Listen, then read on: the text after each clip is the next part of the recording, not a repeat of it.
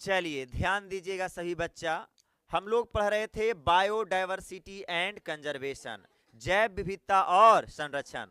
ध्यान दीजिएगा सभी बच्चा, जैव विविधता और संरक्षण। और आपने देखा कल के मॉडल पेपर में कि जैव विविधता से कितने सवाल पूछे गए हैं, इकोसिस्टम से कितने सवाल हैं।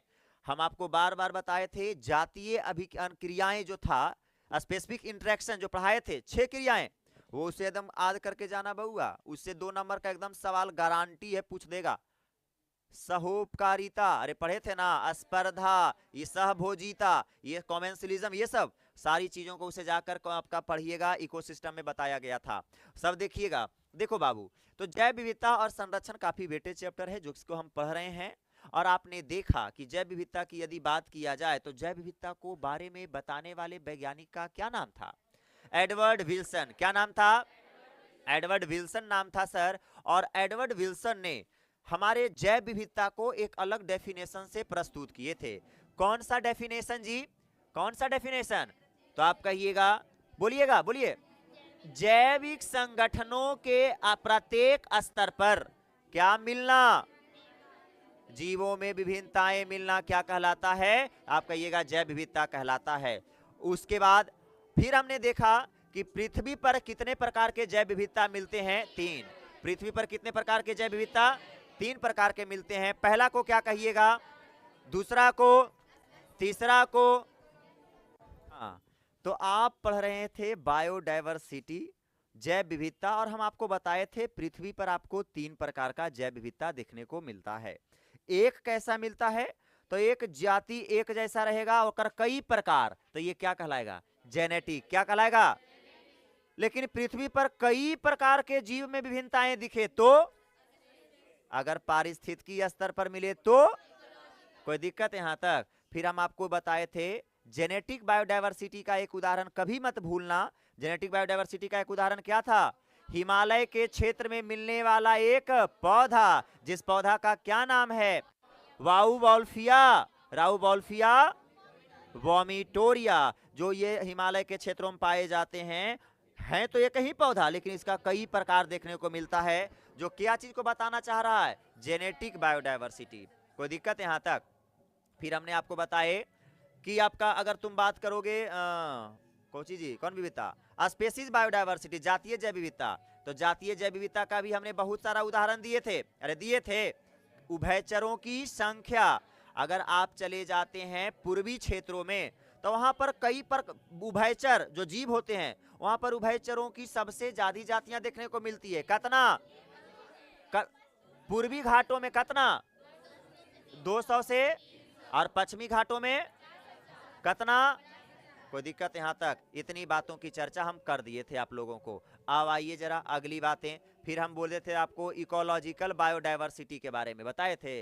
मतलब अगर पारिस्थितिकी स्तर पर अगर विभिन्नताएं देखने को मिलती है तो उसे क्या कहते हैं? Ecological biodiversity. और हम बताए थे कि इकोलॉजिकल बायोडायवर्सिटी की यदि बात करें तो यह सबसे बड़ा इसका उदाहरण है रेगिस्तान, डिजर्ट होता है। अगर हम राजस्थान की ओर थार रेगिस्तान देखते हैं तो दिन में गर्म, रात में क्या है? ठंडा है। लेकिन यही बात करें अगर हम चले जाते हैं उधर सहारा रेगिस्तान अगर देखते हैं तो वो हमेशा सबसे गर्म रेगिस्तान है। अगर देखते हैं एक रेगिस्तान, कौन? गोबी रेगिस्तान, तो वो कैसा रहता है? हमेशा ठंडा रहता है। तो बताइए पारिस्थितिकी स्तर पर जगह को चेंज करने पर विविधताएं रेगिस्तान का दिख रहा है कि नहीं? तो ये कैसा स्तर होगा? चलिए, अल्फा बीटा डेल्टा भेमडा ये सब दिया हुआ एनसीईआरटी नहीं है, हम आपको बताए थे। और आज की क्लास में काफी इंपॉर्टेंट चीजों का चर्चा हम करेंगे और इसे अच्छे से आप सभी लोग देखेंगे और पढ़ेंगे बाबू। चलिए, ये सब सारी बातें हो गया, अल्फा बीटा डेल्टा ढामा टुकड़ा। चलिएगा, ये चर्चा किए थे क्या? चलिए ध्यान दीजिएगा, हाँ कर दिए थे ना।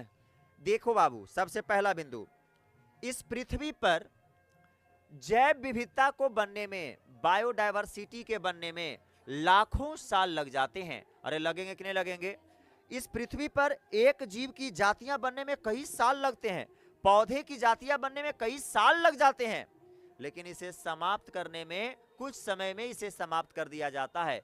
एनसीईआरटी का कहना है कि बायोडायवर्सिटी के निर्माण में हमारे लाखों वर्ष लग जाते हैं, परंतु इसे आप समाप्त कितने समय में कर सकते हैं? 100 से 200 साल में समाप्त हो जाएगा। समझ रहा है, गोली पिस्तौल उठाइए, गाड़ी घोड़ा उठाइए, जने दिखे जीप ठड़ास ढाए ढाए ढाए ढाए, सारा पेड़ पौधा को सुखा देंगे, जैव विविधता खत्म। समझ रहा है बात को, लेकिन जैव विविधता खत्म तो आप भी खत्म, हम भी खत्म। चलो आइए जरा ये बिंदु को देखेंगे। अब फिर हमने आपको बताए थे पृथ्वी पर अभी तक केवल हम कितनी जैव विविधता का पता लगाए हैं, केवल 20% या 80% से हम अभी भी क्या हैं, अपरिचित हैं। अब आइए अगली बिंदु की अगर चर्चा करें आपके सामने। देखो बाबू, पृथ्वी पर कितनी जैव विविधता मिलती है, आपका भेजा में ये ढुक जाना चाहिए पहला नंबर कि जैव विविधता क्या है। तो पृथ्वी पर बहुत सारे जीवों का पाया जाना जैव विविधता है, लेकिन अगर बात करेगा एडवर्ड विल्सन के अनुसार तो आप क्या कहिएगा, जैविक संगठन के प्रत्येक स्तर पर मिलने वाली जीवों की विभिन्नताएं जैव विविधता है। तो हम वही आपके सामने बता रहे हैं, पृथ्वी पर कितनी जैव विविधता मिल रही है बताइए। तो एनसीईआरटी का साफ कहना है, पृथ्वी पर कितनी जैव विविधता मिल रही है इसे बताना क्या है, इम्पॉसिबल है। इम्पॉसिबल बोले तो असंभव है, हम नहीं बता सकते हैं। हर समय, हर घड़ी, हर घंटा, हर साल कुछ नए नए जीव दिखते रहते हैं। अगर हम थोड़ा बता दिए कि 40 को मिल रहा है, अब फिर पता चलेगा कि 2 दिन में 50 को हो गया। समझ रहे बात को, तो इसका बताना क्या है, असंभव है। जैव विविधता को हम बता नहीं सकते हैं। देखो ना बाबू, अभी हाल फिलहाल तुमको हम बताए थे, शायद चर्चा किए थे, अभी हाल फिलहाल कहाँ का हम एक वीडियो देख रहे थे, एक समुद्र में एक जेली फिश देखे हो, अरे ऐसे करके उसका झंगूरा झोटा रियन रहता है, मुड़िया ऐसे करके रहेगा ना, ऐसे जैसा चोटा रियन रहता है, चोटी रहता है, ऐसे करके चंगूरा रहता है। अब उसकी अगर बात करें, ऑक्टोपस जैसा होता है ऑक्टोपस, तो अगर हम बात करें तो उसका शरीर अगर देखे ना तो पूरा जेली फिश रियन है, और मुड़िया इंसान वाला है। हमरा देखो चाहे उसको देखो, एकदम डिट्टू उसने लगता है, देखो ऐसा जीव देखने को मिला। तो अब बताइएगा, ठीक है हम बता दिए कि 11 प्रकार के जाति मिल रहा है, ले कल मिल गलो बर्मा जाति। समझ रहा है बात को, तो हमारा बताना क्या है, इम्पॉसिबल है, हम बता नहीं सकते हैं यह पृथ्वी पर कितनी जैव विविधता मिलती है। लेकिन कुछ डेटा है जो कि आईयूसीएन के अनुसार बताया गया। आईयूसीएन क्या है सर, तो आईयूसीएन एक कमिटी है जो जैव विविधता इस पृथ्वी पर कितना है उसके बारे में पता करते रहता है। आईयूसीएन, आईयूसीएन क्या होगा पूरा नाम याद रखेंगे। आई का मतलब internation union of conservation nature and natural resources, मतलब इंटरनेशनल का मतलब होता है अंतरराष्ट्रीय लेवल पर जितने भी जीव जंतु मिल रहे हैं उसका ये कंजर्वेशन अर्थात संरक्षण के बारे में क्या करता है, बताता है। और कितनी प्रकार की जीव जातियां मिल रही है ये भी क्या करता है, बताता है। कौन बताता है, एक समिति, जिस समिति का क्या नाम है, आईयूसीएन। क्या नाम है, इंग्लिश पूरा नाम बोलेगा, इंटरनेशनल कहो या internation, internation union of conservation of nature and natural resources. इसका कहना है आईयूसीएन के अनुसार, यह आईयूसीएन के 2004 के डाटा के अनुसार इसका कहना है पृथ्वी पर 1.7 से 1.8 मिलियन क्या मिलती है, बायोडायवर्सिटी मिलती है, जैव विविधता मिलती है।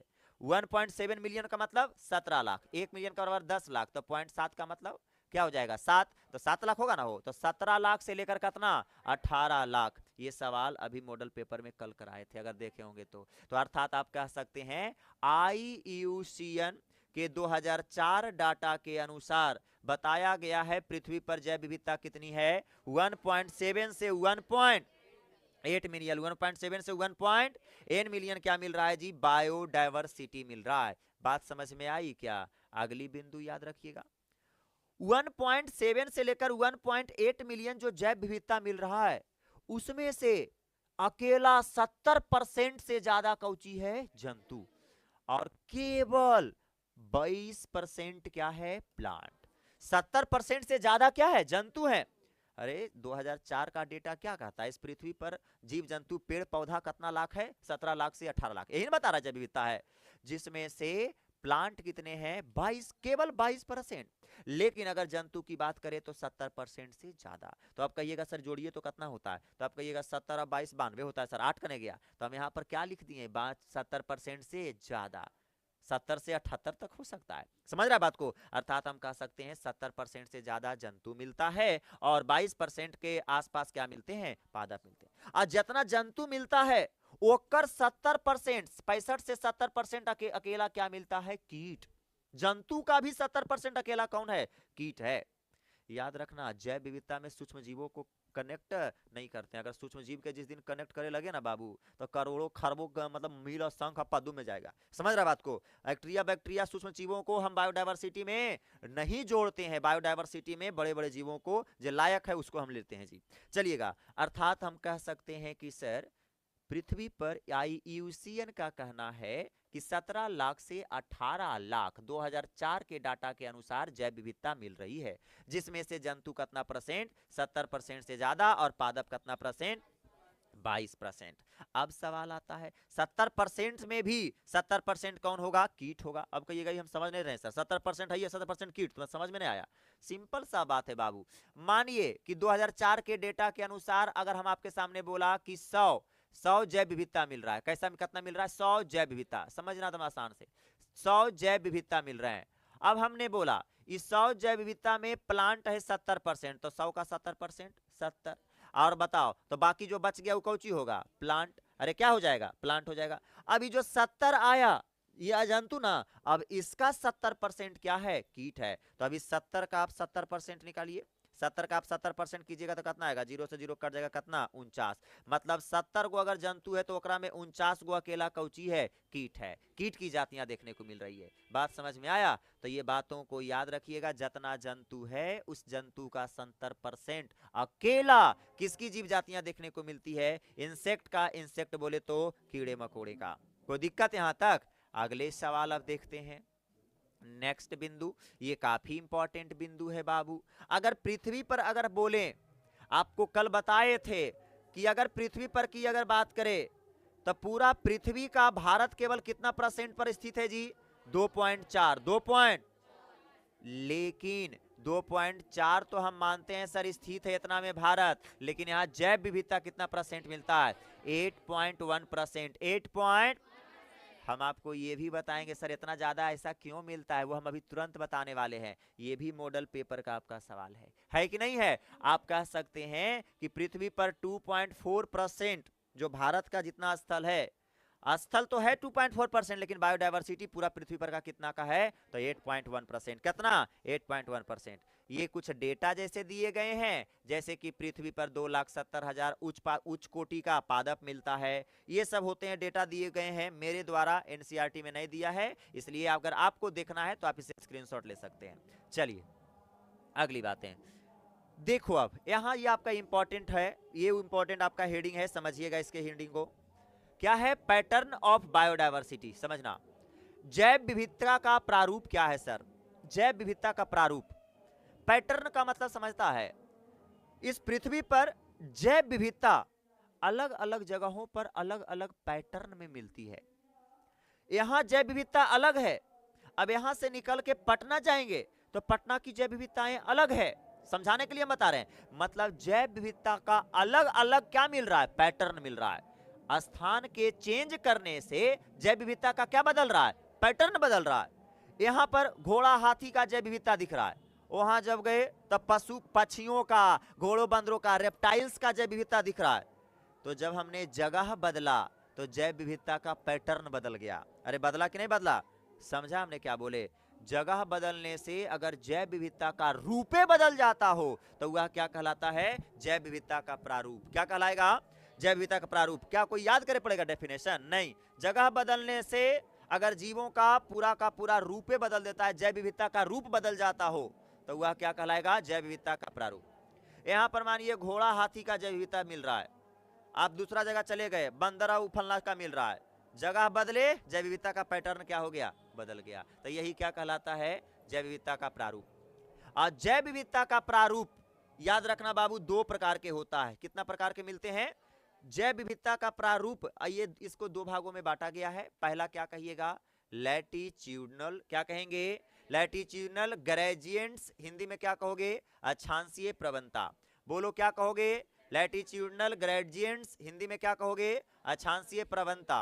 दूसरा क्या कहोगे? Species area relation. हिंदी में क्या कहोगे? जातीय क्षेत्र संबंध। जातीय क्षेत्र।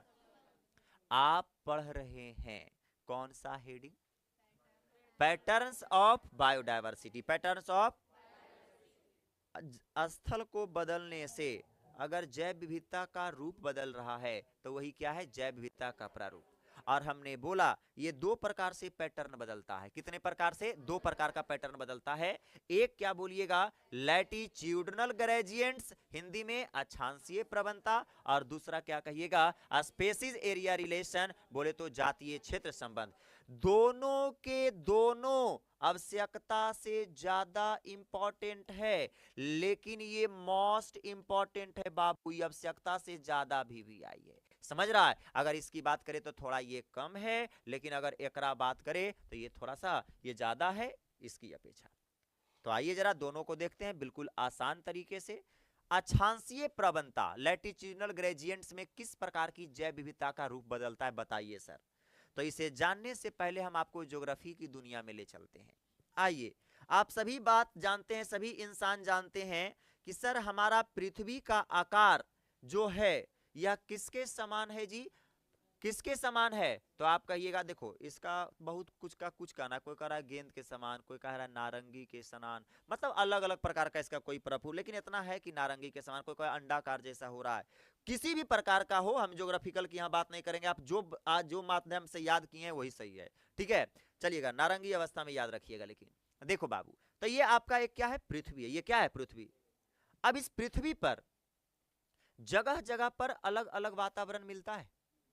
जैसे जैसे आप बदलते हैं वैसे वैसे इसका वातावरण क्या होता है, बदलता है। आइए जरा हम समझाते हैं। सभी बच्चा जानता है पृथ्वी पर का सबसे एक बीच में एक रेखा होता है सर, अरे होता है। इस रेखा को कहते हैं एक्वेटर। एक्वेटर बोले तो विषुवत रेखा, एक्वेटर बोले तो विषुवत रेखा, क्या बोलेंगे, विषुवत रेखा कहते हैं। तो विषुवत रेखा के, अब देखो ये तो वृत्ताकार ना एक प्रकार से बाबू, तो वृत्ताकार को जब मापने की बात ही आएगा तो डिग्री में ना मापोगे। तो जब इस वृत्त से, ये बोले तो विषुवत रेखा से 23.5 डिग्री ऊपर की ओर जाते हैं, तो ये वाला जो क्षेत्रवा मिलता है, इस क्षेत्रवा को कहते हैं ट्रॉपिकल एरिया। कौन सा एरिया कहेंगे, ट्रॉपिकल एरिया कहते हैं। और ट्रॉपिकल एरिया का मतलब क्या होता है, उष्णकटिबंधीय क्षेत्र। ट्रॉपिकल एरिया का मतलब ये फिर 23.5 डिग्री ऊपर आए, 23.5 डिग्री नीचे आए, ये दोनों के दोनों कौन सा क्षेत्र है जी, तो आप कहिएगा सर ट्रॉपिकल एरिया है, उष्णकटिबंधीय क्षेत्र। उष्णकटिबंधीय क्षेत्र नामी है, उष्णकटिबंधीय क्षेत्र। एकदम उपज के एकदम उष्ण पड़ेगा, उष्मा पड़ेगा, ज्यादा उष्मा पड़ेगा, तो उसे क्या कहेंगे, उष्ण क्या बोलेंगे, तो आप कहिएगा सर उष्णकटिबंधीय क्षेत्र। उसके बाद जब विषुवत रेखा से 41.5 डिग्री ऊपर की ओर जाइएगा, विषुवत रेखा के कितना डिग्री ऊपर, 41.5 डिग्री ऊपर जाइए, चाहे 41.5 डिग्री नीचे आइए, तो ये वाला जो क्षेत्र होता है इसे हम क्या कहते हैं, सब ट्रॉपिकल एरिया। कौन एरिया बोलेंगे, सब ट्रॉपिकल एरिया कहते हैं। हिंदी में क्या बोलोगे बाबू, उपोष्ण कटिबंधीय। उपज के, उपज का मतलब समझता है, एकरा में जरी जरी मनी मिल रहा था प्रकाश, वो थोड़ा सा ऐसे करके उपज दिया, तो ये कैसा हो गया, उपोष्ण कटिबंधीय क्षेत्र। कौन सी हो गया, उपोष्ण कटिबंधीय क्षेत्र। दूसरा नंबर में आप जब बढ़ रहे हैं 41.5 डिग्री, तो कौन सा क्षेत्र आ रहा है, सब ट्रॉपिकल। उपोष्ण मिल रहा है, लेकिन सब आधा मिल रहा है पहले की अपेक्षा, इसलिए इसका नाम है उपोष्ण कटिबंधीय क्षेत्र। लेकिन जैसे ही जब आप इस वाले क्षेत्र में जाएंगे, विषुवत रेखा के कितना डिग्री ने, 61.5 डिग्री इधर जाएंगे, तो 61.5 डिग्री जाने पर जो क्षेत्र मिलता है, इस क्षेत्र को क्या कहेंगे, टेम्परेट, टेम्परेचर नहीं, टेम्परेट एरिया कहेंगे, शीतोष्ण कटिबंधीय क्षेत्र। कौन एरिया, और अगर आप 80 डिग्री चले गए उधर की ओर भाग जाइएगा, तो ये कौन क्षेत्र आ जाएगा, पोलर एरिया आ जाएगा, ध्रुवीय क्षेत्र आ जाएगा। इसे याद करना है। सबसे पहले आप हमें बताइएगा, पृथ्वी पर का सबसे बीच का लाइन क्या कहलाता है, एक्वेटर। क्या कहलाता है, एक्वेटर कहलाता है। और एक्वेटर के अगर 23.5 डिग्री आप ऊपर जाते हैं तो क्या कहलाएगा, ट्रॉपिकल एरिया। पहले इंग्लिश में बोलोगे, कौन एरिया, अगर आप बढ़ जाते हैं 41.5 डिग्री ऊपर तो सब ट्रॉपिकल। क्या आएगा, अब इसके भी ऊपर चल जाएंगे तो टेम्परेट। क्या आएगा, और इसके अगर चल जाते हैं 80 डिग्री पर तो पोल आएगा। क्या आएगा, हिंदी में बोलिएगा, सबसे बीच में वाली रेखा विषुवत रेखा, विषुवत के ऊपर 23.5 डिग्री, चाहे नीचे उष्ण कटिबंधीय, उसके बाद 41.5 पर जाएंगे तो उपोष्ण, पहला नीचे उष्ण कटिबंधीय, ऊपर उपोष्ण कटिबंधीय, ऊपर जाइए चाहे नीचे आइए, ओकर उपोष्ण के बाद शीतोष्ण कटिबंधीय, ओकर ऊपर ध्रुवीय। अब देखो मजे की बात ये नहीं है जो आपने देखा, मजे की बात ये है, इधर देखो, यहाँ पर कोई सूर्य है, यहाँ पर कोई क्या है, सूर्य है बाबू, सूर्य बाबा है, यहाँ पर आपके कोई सूर्य है। अब ये सूर्य से इस पर आपका प्रकाश पड़ेगा। अब हमें बताइएगा इस पृथ्वी का कौन सा क्षेत्र में भयानक प्रकाश पड़ेगा, कौन सा क्षेत्र में पड़ेगा, देखिए तो, आप देखिए इस पिक्चर को, कौन सा क्षेत्र में पड़ रहा है सबसे ज्यादा, तो आप कहिएगा ट्रॉपिकल एरिया में एकदम तीखा प्रकाश पड़ेगा सर, पड़ेगा कि नहीं पड़ेगा। और जहां प्रकाश ज्यादा होंगे वहां प्रोड्यूसर उत्पादक ज्यादा होंगे, उत्पादक बोले तो प्लांट जो पहला भोजन बनाता है, जहां प्रकाश आ ज्यादा तो वहां पर प्रकाश संश्लेषण करने वाला जीव ज्यादा, पेड़ पौधे क्या होंगे, ज्यादा होंगे। और जहां उत्पादक ज्यादा होगा तो वहां कंज्यूमर भी ज्यादा होंगे, उपभोक्ता उसको खाने वाला भी ज्यादा होगा। तो जब उत्पादक और उपभोक्ता ढेर सारा है तो जैव विविधता सबसे ज्यादा कहाँ मिलेगा, उष्णकटिबंधीय, कहाँ मिलेगा, और इसी उष्णकटिबंधीय क्षेत्र में हम पढ़ते हैं बाबू, इसीलिए हमारा बायोडायवर्सिटी कितना है 8.1, क्योंकि प्रोड्यूसर ज्यादा हैं, तो प्रोड्यूसर ज्यादा तो उसको खाए वाला कंज्यूमर ज्यादा, अब प्रोड्यूसर कंज्यूमर ज्यादा तो बायोडायवर्सिटी भी क्या होगा, ज्यादा होगा। समझ में बात आई। अब देखिए, अब जैसे ही आप ऊपर की ओर जाइएगा इसमें प्रकाश कमेगा कि नहीं कमेगा, अरे प्रकाश कमेगा कि नहीं, प्रोड्यूसर कमेगा कि नहीं कमेगा, जब प्रोड्यूसर कमेगा तो कंज्यूमर भी कमेगा, मतलब पेड़ पौधा कमेंगे तो जीव जंतु भी कमेगा, तो बायोडायवर्सिटी कमेगा कि नहीं कमेगा, इसकी अपेक्षा बायोडायवर्सिटी भी क्या होगा, कमेगा। इसमें और प्रकाश कम आ रहे हैं कि नहीं आ रहे हैं, तो इसमें और प्रकाश कम आएंगे सर तो इसमें और कम उत्पादकता होगा सर, कंज्यूमर भी बढ़ेंगे, बायोडायवर्सिटी और गिरेगा। और अगर इधर चल जाएगा तो इधर तो प्रकाश ही नहीं पड़ेगा इस पर सर, तो इधर प्रकाश नहीं पड़ने के कारण, इसी कारण दोनों ध्रुव पर क्या जम जाता है, बर्फ जम जाता है, प्रकाश पड़वे नहीं करता है तो दोनों ध्रुव पर क्या रहता है, बर्फ जम जाते हैं। बात समझ में आई क्या बातें। अब बताओ सबसे कम बायोडायवर्सिटी कहां मिलेगा आपको, पोलर पर, कहां मिलेगा, तो आप कह सकते हैं जैसे जैसे विषुवत रेखा से अक्षांश की ओर बढ़ रहे हैं, हर एरिया में बायोडायवर्सिटी का रूपे बदल रहा है, बदल रहा है कि नहीं बदल रहा है, तो ये बताओ ये लैटिट्यूडनल एरिया वाला प्रारूप मॉडल कहलाएगा कि नहीं कहलाएगा, अक्षांशीय प्रारूप कहलाएंगे कि नहीं कहलाएंगे, अरे कहलाएंगे कि नहीं, क्योंकि हमने अक्षांश रूप की ओर बढ़ रहे हैं, तो जैव विविधता का यहां अलग पैटर्न में मिल रहा है, यहां अलग पैटर्न में मिल रहा है, यहां अलग में मिल रहा है, यहां अलग में मिल रहा है, तो ये कैसा प्रारूप कहलाएगा, अक्षांशीय प्रारूप। कैसा प्रारूप, तो आपसे अगर कोई पूछता है कि आप जरा बताइए लैटिट्यूडनल लैटिट्यूडनल ग्रेडिएंट्स क्या है, अक्षांशीय प्रवणता क्या है, तो आप कहेंगे विषुवत रेखा से ध्रुव की ओर जैसे जैसे जाते हैं तो कुछ क्षेत्रों में जैव विविधता क्या होती है का रूप अलग अलग बदलते जाना क्या कहलाता है, अक्षांशीय प्रवणता। क्या कहलाता है, अक्षांशीय प्रवणता कहलाता है। तो ध्रुव की ओर सबसे कम डायवर्सिटी मिलेगा कि नहीं मिलेगा, अरे मिलेगा ना, और सबसे अधिक बायोडायवर्सिटी कहाँ मिलेगा जी, तो ट्रॉपिकल एरिया में मिलेगा, बोले तो कौन कहेंगे, उष्णकटिबंधीय क्षेत्र में। कौन क्षेत्र में मिलेगा, सोचने वाली बातें हैं ये, आपकी बातें क्या हो गई, कंप्लीट हो गई। बातें समझ में आई क्या, कोई दिक्कत, तो आप समझ में आ गया होगा आपको क्या कहानियां है। अब है उदाहरण, कौची का उदाहरण, लैटिट्यूडनल ग्रेडिएंट्स का। अब एक उदाहरण पेश करते हैं आपके सामने कि कौची का जाति है सर जो अलग अलग प्रकार का रूप बदल रहा है। देखो एगो याद रखना, दक्षिण अमेरिका में एक क्षेत्र पाया जाता है जिस क्षेत्र का नाम क्या है, कोलंबिया।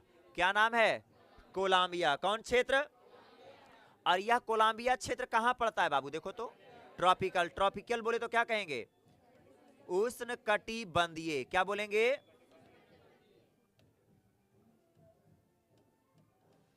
उष्णकटिबंधीय क्षेत्र, अरे पड़ता है ना। तो उष्णकटिबंधीय क्षेत्र में देखा गया, कहां देखा गया, कोलंबिया में, कि एक पक्षी का 1400 प्रकार दिख रहा है, एक पक्षी का कितना, 1400 प्रकार। लेकिन जैसे ही उष्णकटिबंधीय से थोड़ा सा ऊपर जब चढ़ा गया, ऊपर चढ़ा गया मतलब कौन एरिया में, सब ट्रॉपिकल, सब ट्रॉपिकल को क्या कहते हैं, उपोष्णकटिबंधीय, क्या कहेंगे, उपोष्णकटिबंधीय में जैसे ही हम बढ़े सर, न्यूयॉर्क के जंगल में जब गए तो पता चला कि सर पक्षी का कितना प्रकार मिल रहा है, 105, जबकि वही चीज बा उष्णकटिबंधीय में कितना मिल रहा था, 1400।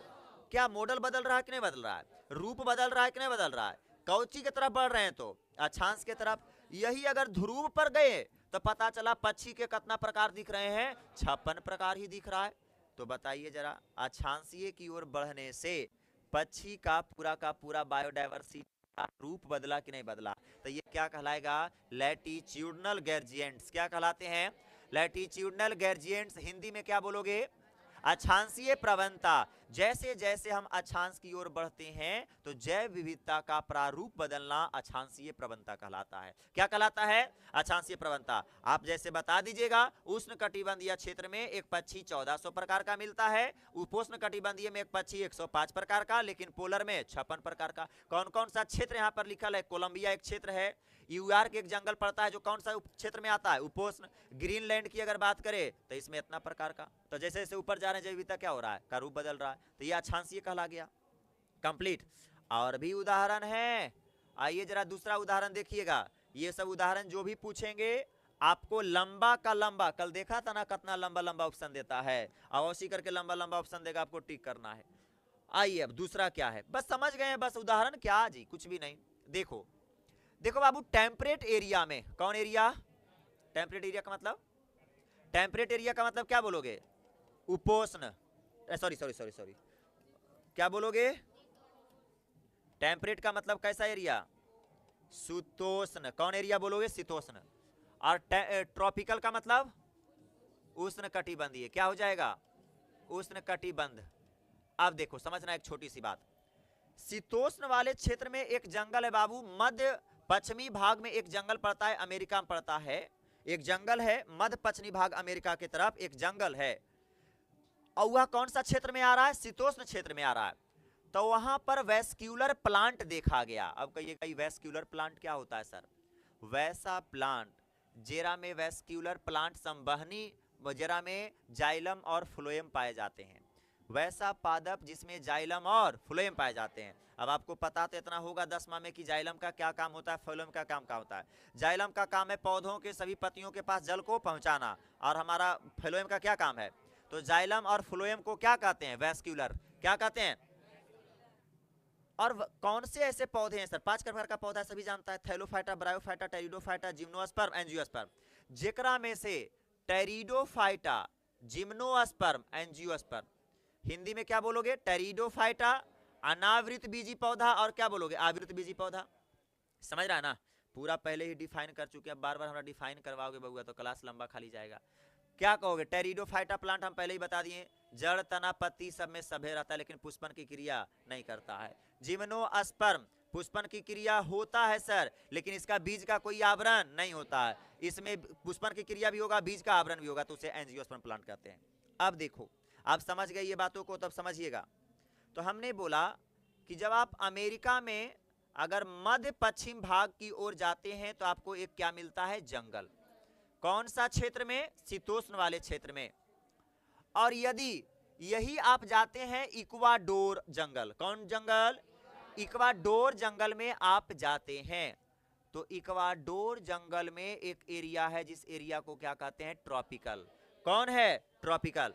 देखो बाबू ये अमेरिका है, ये समझ जाओ अमेरिका है। अमेरिका केवल एक कटिबंध में नहीं पड़ता है, अमेरिका का कुछ हिस्सा उष्ण कटिबंधीय क्षेत्र में भी है, कुछ उपोष्ण में भी है, हल्का सा शीतोष्ण से भी सटता है। समझ रहा है। तो देखा क्या गया, इसमें 2 प्रकार के जंगल मिल रहे हैं, एक मिल रहे हैं, समझो जरा इसे, एक मिल रहे हैं पश्चिमी भाग में मिल रहे हैं, जिस जंगल को क्या कहा गया, जिस जंगल को क्या कहा गया, बोलो जरा बाबू, जिस जंगल को क्या कहा गया, मध्य पश्चिमी में क्या मिल रहा है, एक जंगल मिल रहा है सर, जंगल खाली बोलो ना, छोड़ो ना। उसके बाद देखा गया कि एक और जंगल मिल रहा है जिसे क्या कर रहा है, अमेरिका में ही मिल रहा है, जिसे क्या कर रहे हैं, एक्वाडोर। क्या बोल रहे हैं जी, एक्वाडोर कह रहे हैं सर, इतना गलती है ना जी,